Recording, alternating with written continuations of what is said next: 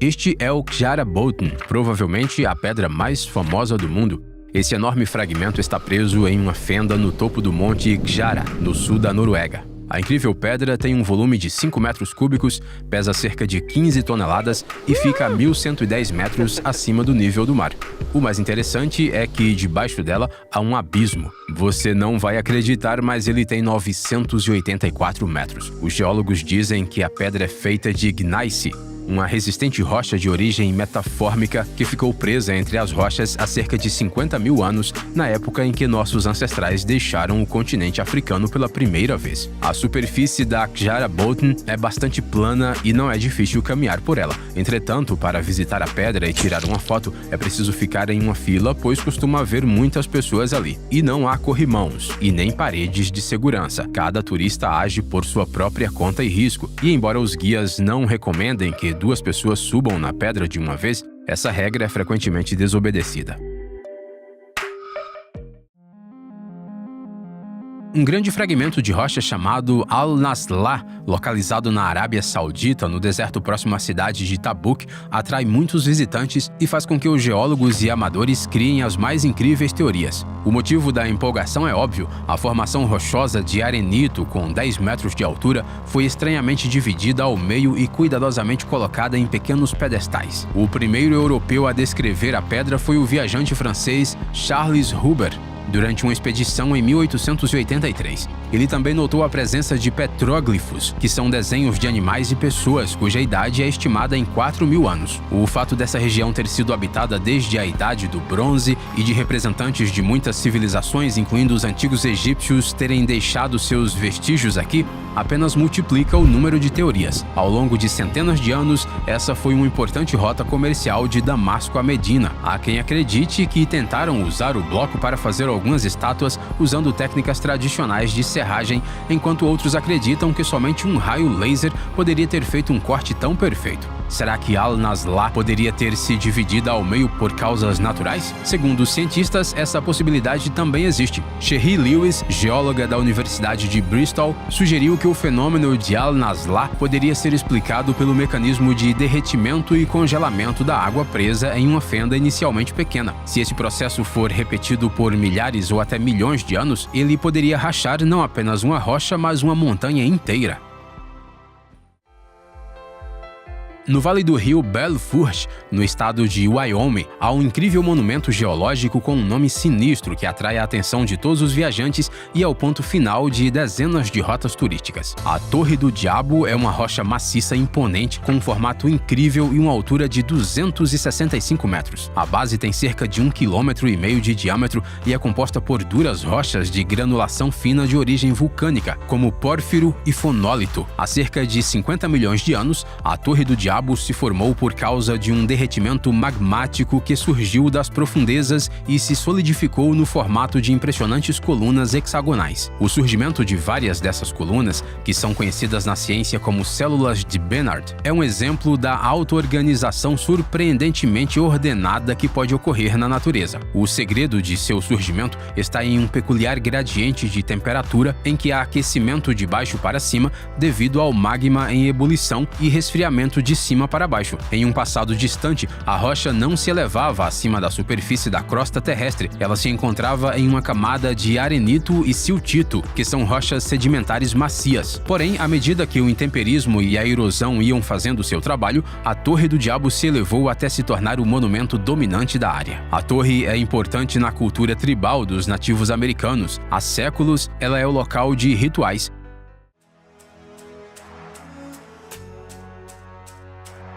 A pedra Wave Rock é um monumento natural totalmente único, sem igual em nenhum outro lugar do mundo. Ela está localizada a 350 quilômetros a leste da cidade de Perth, a capital da Austrália Ocidental. Trata-se de uma saliência natural de rocha de granito com um formato semicircular. Suas dimensões são impressionantes. Ela tem aproximadamente 110 metros de comprimento e mais de 15 metros de altura. Sua estrutura é incrivelmente plana e lisa e as transições lentas fazem com que a rocha tenha uma semelhança incrível com a onda de tsunami congelada. Essa escultura natural atrai milhares milhares de turistas e entusiastas da fotografia.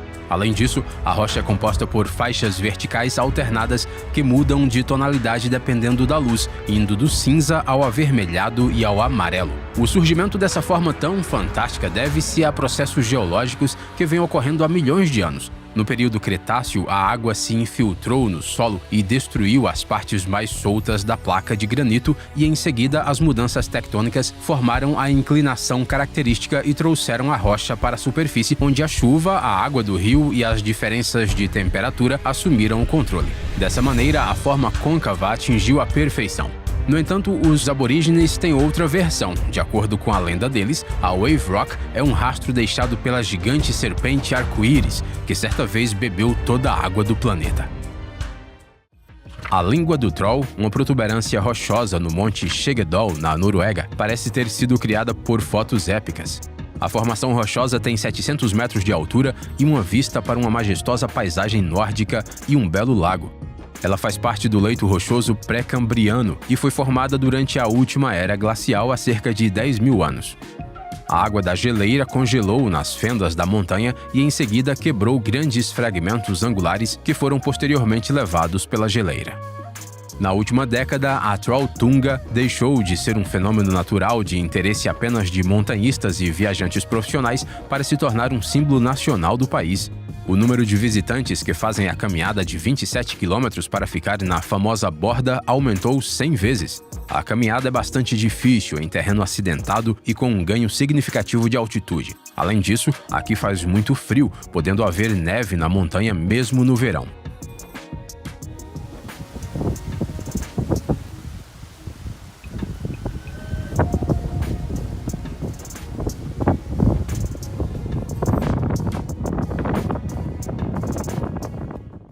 Equilíbrio é um conceito bastante familiar para o povo do Zimbábue. Isso porque nesse país africano, por toda parte, há formações rochosas incríveis, enormes pedras de granito umas em cima das outras. Há um número especialmente grande delas na área de Matobo, que por esse motivo é um parque nacional e está incluído na lista de patrimônios mundiais da Unesco. As pedras equilibradas têm uma origem muito antiga. Há 3,5 bilhões de anos, essa área foi o local de uma poderosa atividade vulcânica. Foi a partir de lagos de lava solidificada, que depois passaram por formas específicas de intemperismo, que esses bizarros buttes surgiram. Além da história geológica, as rochas de Matobo também preservam a história humana. Desde o início da Idade da Pedra até o começo de nossa era, elas serviram como abrigos naturais e têm um rico legado de arte rupestre. Apesar de todas as conquistas da humanidade, a natureza ainda é o arquiteto e escultor mais engenhoso. Basta olhar para a incrivelmente bela calçada dos gigantes na Irlanda do Norte, na ponta norte do Planalto de Antrim. O incrível monumento natural, que foi declarado Patrimônio Mundial da Unesco, é composto de cerca de 40 mil colunas interligadas de basalto e andesito. O local consiste em uma espécie de trampolim que começa no pé do penhasco e desaparece nas profundezas do mar da Irlanda. As colunas têm uma surpreendente forma perfeita. A maioria delas é hexagonal e a altura de algumas delas chega a 12 metros. Essa estrutura é característica de muitas rochas ígneas e resulta da compressão horizontal que ocorre quando grandes fluxos de lava esfriam na superfície da Terra. É quase o mesmo processo que acontece quando uma camada espessa de lama seca em uma poça. Foi isso que aconteceu nesse platô quando um vulcão subaquático entrou em erupção há cerca de 50 milhões de anos. Atualmente, a Calçada dos Gigantes é uma das principais atrações da Irlanda do Norte. Dezenas de milhares de turistas vêm aqui todos os anos para passear no topo das colunas de rocha, apreciar a paisagem marítima e sentir a incrível energia escondida nas profundezas brilhantes do nosso planeta.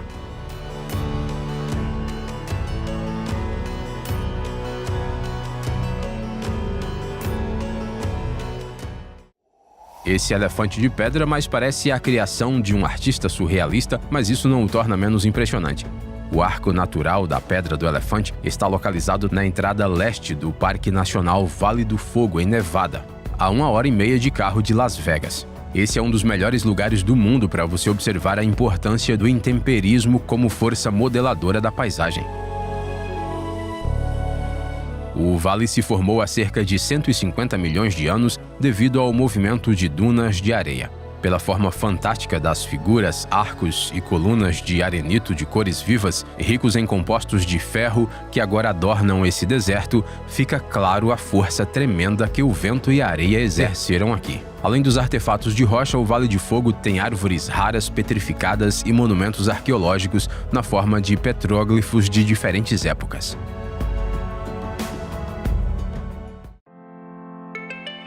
Singhi de Bemaraha é uma reserva natural impressionante e intocada na ilha de Madagascar. A melhor maneira de descrevê-la é floresta de pedra, e acho que dá para entender o porquê. Esse tipo especial de paisagem, que não é encontrado em nenhum outro lugar do mundo, também é chamado de Singhi.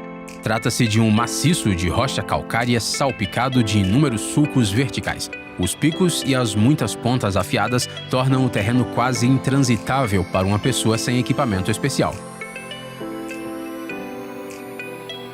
Em uma área onde quase não há humanos, surgem as condições ideais para os animais. É por isso que o Singhi de Bemaraha se tornou um paraíso para muitas espécies raras, incluindo os maiores lêmures, os Indri.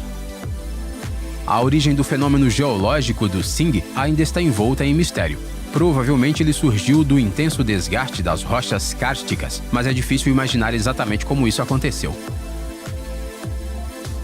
Uma das teorias sugere que, em uma época distante, a atividade vulcânica causou uma chuva ácida forte e prolongada, a qual reagiu quimicamente com as rochas daqui. Kumakivi, que significa pedra estranha em finlandês, é um monumento natural localizado em uma floresta no sudeste da Finlândia. Ela é uma verdadeira pegadinha da natureza, uma pedra que pesa cerca de 500 toneladas e tem 5 metros de altura e se equilibra misteriosamente em uma pedra completamente lisa. Provavelmente ela foi congelada nessa posição incrível há cerca de 12 mil anos por uma geleira e por enquanto nada a impediu de continuar se equilibrando. O Canyon do Antílope, no estado do Arizona, é famoso entre os fotógrafos de todo o mundo. As curvas caprichosas das rochas lisas de tons amarelo-avermelhados, iluminados por uma luz suave, criam uma atmosfera mágica e um cenário incomparável para as fotos. Os cânions superior e inferior têm uma origem comum. Trata-se de fendas gigantes de ocorrência natural em um maciço de arenito vermelho que a água e o vento esculpiram ao longo de centenas de milhares de anos. Ocasionalmente, a cada tantos anos, ocorrem chuvas torrenciais que inundam completamente os cânions e demonstram o poder da erosão em tempo real. É extremamente perigoso ficar em seu interior durante esses períodos, portanto, os passeios são realizados somente quando a previsão do tempo é boa. O Canyon do Antílope Superior, com 200 metros de comprimento e 37 metros de profundidade, é particularmente popular entre os turistas, pois não requer escalada. Já o Canyon Inferior é escolhido por aqueles que não têm medo de dificuldades, pois a rota é mais longa e mais estreita. Em alguns lugares, você não pode nem mesmo ficar em pé. Além disso, é preciso subir vários lances de escada.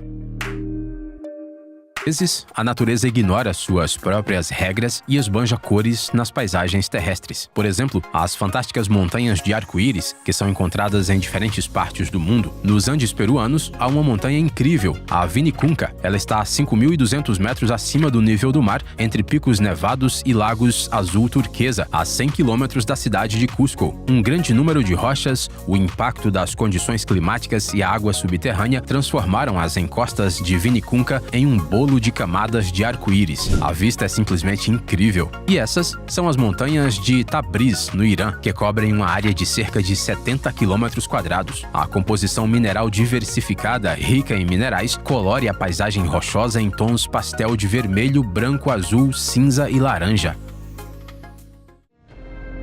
Na Baía de Tasmânia, na costa da Nova Zelândia, há uma rocha encantadora que é oficialmente chamada de maçã partida. Realmente não conseguimos pensar em um nome melhor. Segundo a lenda maori, ela é o resultado de uma competição entre os deuses para determinar quem tinha as mãos mais fortes. Porém, segundo os cientistas, a rocha de 120 milhões de anos tinha originalmente uma fenda que foi aprofundada pelas chuvas e ondas do mar da Tasmânia. Hoje em dia, a pitoresca formação rochosa é adornada pelos fãs de fotos espetaculares, especialmente porque na maré baixa dá até para chegar caminhando na maçã partida.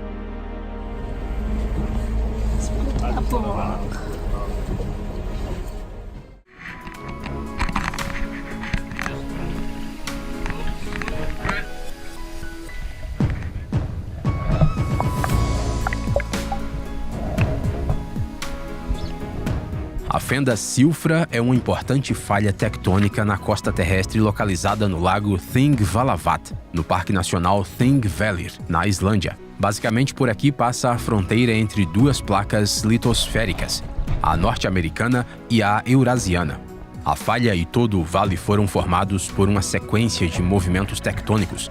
Todos os anos, as placas se afastam 2 centímetros uma da outra, o que provoca tensões nas camadas sobrepostas e terremotos. É assim que se formam as rachaduras, falhas e cavernas que são inundadas pelas águas glaciais. Esse é realmente um objeto natural único, onde você pode ver com seus próprios olhos a manifestação de processos geológicos de escala planetária universal. Além disso, as águas frias de Silfra são perfeitas para o mergulho. A profundidade máxima é de 63 metros e a água perfeitamente clara proporciona excelente visibilidade.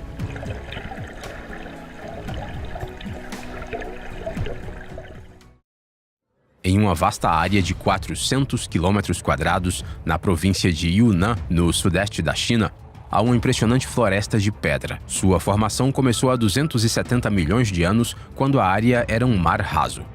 Depois, a água recuou e os depósitos de arenito e calcário sofreram erosão, formando o grandioso terreno kárstico que hoje é um patrimônio mundial da Unesco. Aqui você pode encontrar penhascos de pedra e pilares solitários de 40 metros de altura, clints, que são protuberâncias naturais, estalactites e estalagmites, bem como rios subterrâneos e cavernas. Acrescente a isso florestas densas e um ecossistema único e teremos um parque natural que pode ser explorado por anos. Não é de se admirar que esse lugar tenha se tornado um ponto de referência já durante a dinastia Ming, no século XVII.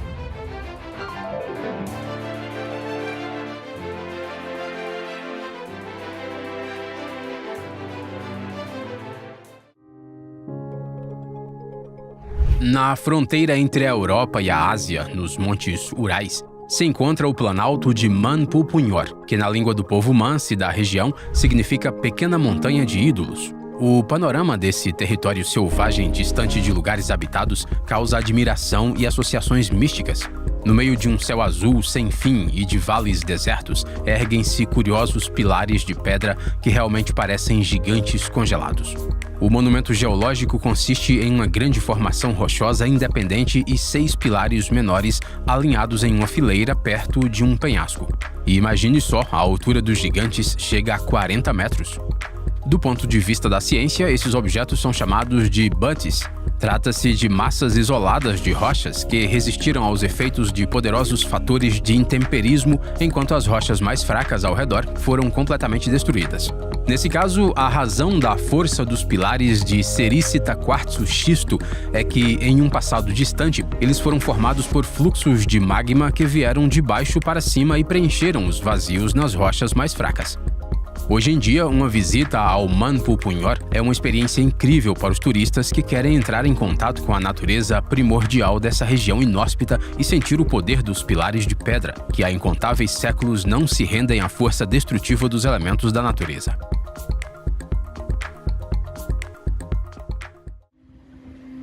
As cavernas de mármore da Patagônia são uma incrível criação da natureza, capazes de surpreender com sua beleza a todos que as veem.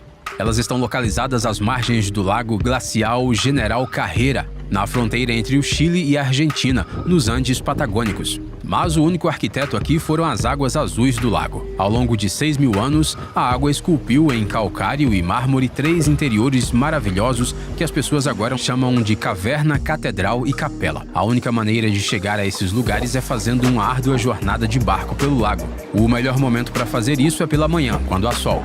Assim é possível ver uma imagem mágica. Raios de luz penetram nas grutas inundadas e refletem nas paredes lisas e iridescentes.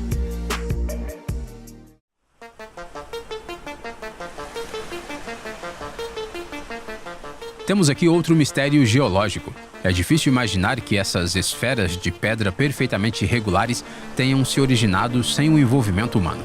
O aglomerado de pedras de Moeraki foi descoberto pela primeira vez em 1850 na praia de Koekkoe, na região de Otago, na costa sudeste da ilha sul da Nova Zelândia.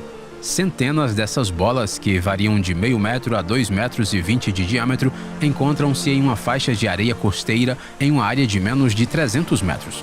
No entanto, os maoris conheciam as estranhas pedras desde os tempos antigos e acreditavam que elas eram restos de cestas que caíram de uma canoa gigante. Do ponto de vista dos cientistas, não há nada de sobrenatural no formato perfeito das rochas. Esse formato não é incomum em concreções, que são agregados minerais que tendem a se formar e crescer em rochas sedimentares porosas, como areias e argilas. Porém, as rochas de Moeraki se formaram há 5 milhões de anos em argilito, uma rocha muito mais resistente. Provavelmente foi isso que permitiu que elas atingissem esse tamanho. As concreções consistiam em lama, areia fina e argila cimentada com calcita. A propósito, esses objetos também são de grande interesse para os paleontólogos, pois neles podem ser encontrados restos fossilizados de animais e plantas. Atualmente, as pedras de Moeraki são uma reserva paisagística protegida e uma das atrações naturais mais populares da Nova Zelândia.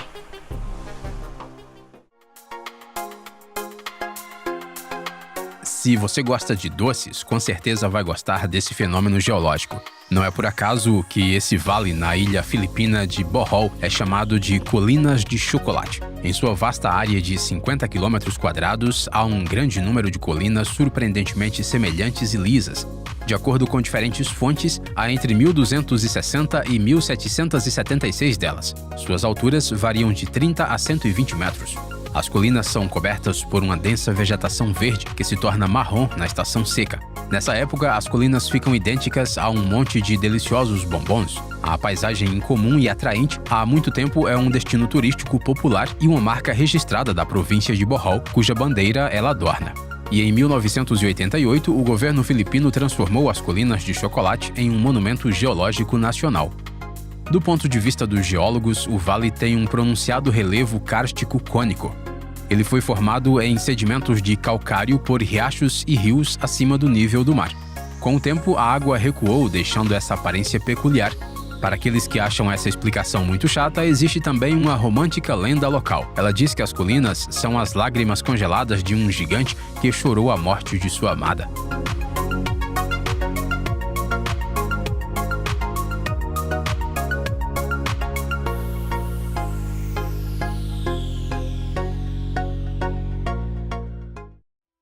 Às vezes, as rochas deixam de ser meros objetos geológicos e se tornam símbolos culturais e até mesmo santuários. O pagode Chai Chou, em Myanmar, é um desses casos. O pagode budista tem mais de 5 metros de altura e está situado no topo de uma pedra de granito que se equilibra na beira de um penhasco e é coberta por uma camada de folhas de ouro.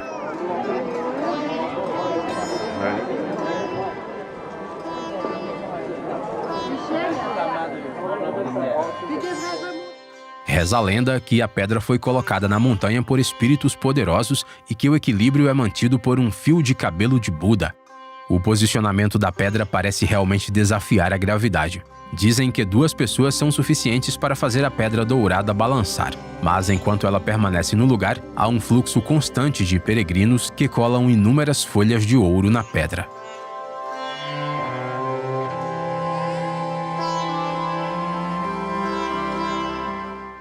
No noroeste da Irlanda, ao sul da cidade de Rapoi, há um lugar onde as pedras preservam a memória da antiga história celta. O Círculo de Pedra Beltane é um monumento da Idade do Bronze. Ele data de 2100 a 700 a.C. Trata-se de um círculo com cerca de 50 metros de diâmetro, formado por 64 pedras da altura de uma pessoa. Os historiadores estimam que o complexo costumava incluir cerca de 20 outras pedras, mas ao longo dos séculos elas foram removidas pelos moradores da região para fins de construção. Hoje, o Círculo Beltane é um objeto de pesquisa científica e um local de peregrinação para todos os interessados na cultura espiritual de épocas passadas. No centro do círculo, no topo da colina, há um monte baixo, no qual os arqueólogos encontraram restos cremados e uma escultura de pedra de uma divindade. As próprias pedras têm símbolos antigos. Algumas são decoradas com entalhes em forma de cuia ou circulares. Outras têm desenhos semelhantes a representações de constelações. Muito provavelmente, o círculo era um importante local de rituais ligado às principais festividades astronômicas, ou seja, os dias do solstício e equinócio de verão e inverno. O arquipélago de Vestmannaeyjar é um grupo de 14 ilhas na costa sul da Islândia. Elas têm uma área total de apenas 21 km² e são todas formadas por atividade vulcânica que continua nos tempos atuais. Então é bem provável que um dia o número de ilhas aumente. O arquipélago é famoso pelas rochas vulcânicas pretas de formas curiosas. Mas de todas elas, a Rocha do Elefante é a que se destaca. Ela está localizada na maior e única ilha habitada do arquipélago, a ilha Heimaey. A formação rochosa, que é incrivelmente parecida com um elefante bebendo água, surgiu recentemente durante a erupção do vulcão Eldfett, em 1973. A cor do basalto confere um realismo singular à rocha, afinal é muito semelhante à cor de um elefante de verdade. Embora tenha se passado apenas meio século desde a erupção, o elefante de pedra já se tornou um marco icônico e se tornou alvo de muitas lendas. A mais original delas foi inventada pelos fãs de Lovecraft, que viram nesse simpático elefante as características de seu monstro favorito, o Cthulhu.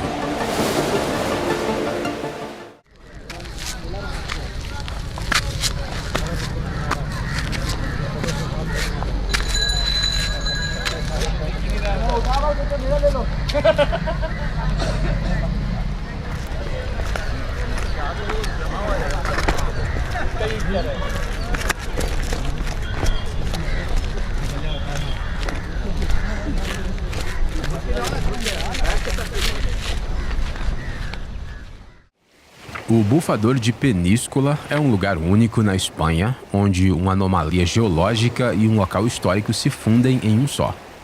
Nesse lugar, localizado às margens do Mar Balear, entre os séculos XIII e XIV, os cavaleiros templários construíram um castelo. O castelo tem um rico passado ligado à história da Igreja Católica, mas hoje em dia ele é popular não por causa disso, mas por causa do seu bufador, um buraco que faz barulhos estranhos e espirra água nos turistas.